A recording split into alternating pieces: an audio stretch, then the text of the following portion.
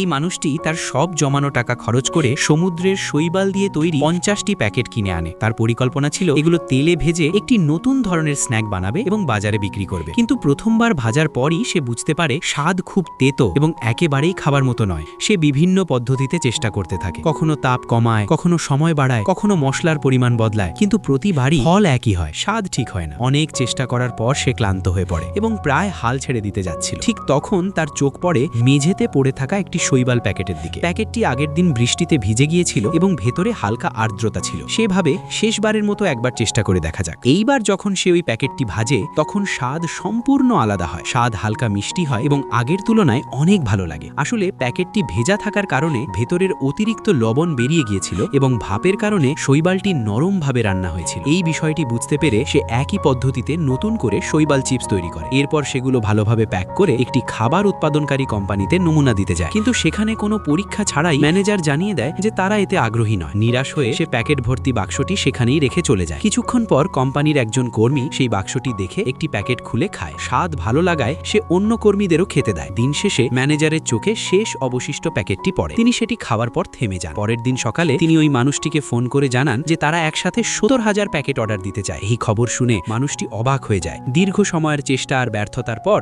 অবশেষে তার পরিশ্রম ফল দেয়।